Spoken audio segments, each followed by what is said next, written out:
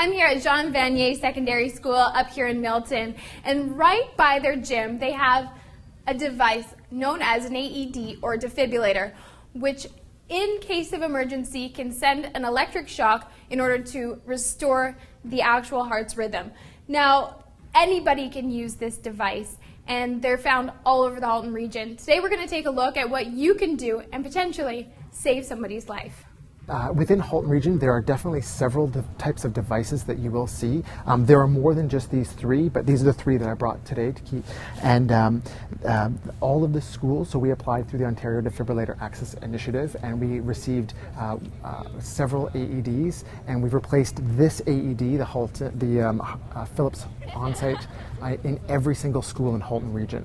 So in doing that, we also trained all of the teachers, some students in every single area on CPR AED, and they're deployed in every single school within the region.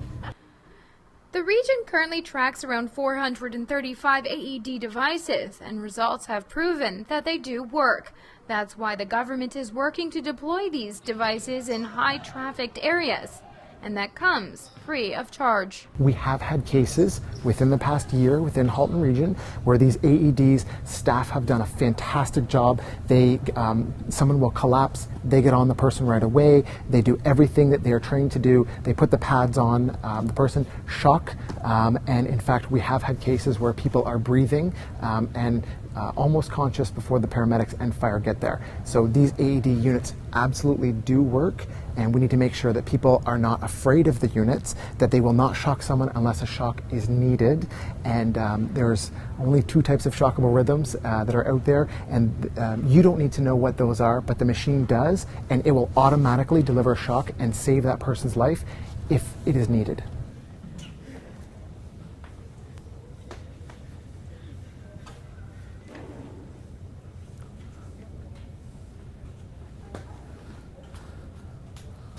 Are you okay? Go call 911. Okay, so I'm here with Paul, and we're going to go over how to use the AED advice, some of the equipment that comes with the device as well, and where to exactly place the pad. So, Paul, why don't you take it from here and explain to me exactly what we do? This person is now in an emergency. Okay, perfect. So first off, we're going to assess the patient. We're going to tap and shout, hey, hey, hey, hey, are you okay? Are you okay?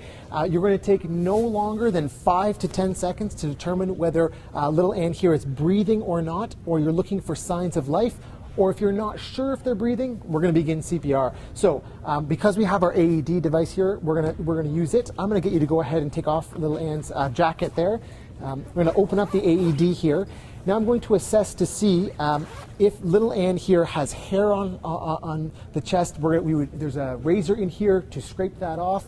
There's a towel to make sure that the area is dry. However, the area does not have to be completely dry before you apply the pads.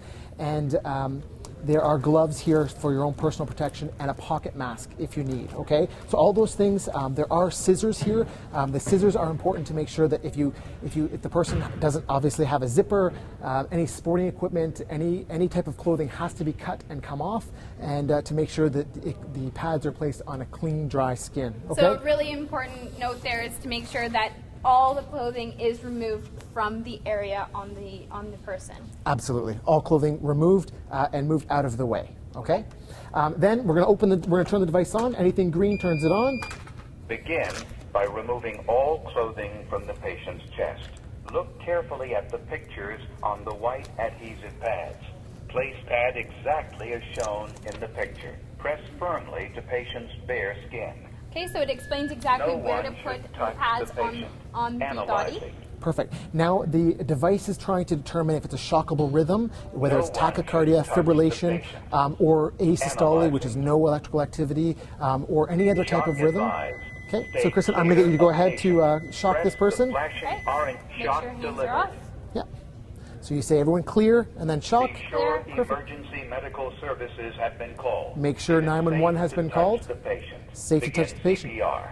For help with CPR. Yeah. So hands on the chest, perfect. The flashing blue button. And we're going to get the AED to run us through Place CPR. the heel of one hand in the center of the chest, between the nipples. Place your other hand on top of the first. Push Perfect. the chest down firmly 2 inches. Now, if you know CPR, you don't have to wait for the machine to get there. You can just continue. So we want to make sure that the chest compressions are nice and effective. You want to push down hard, 2 inches on the body, perfect, at the rate of 100 beats per minute.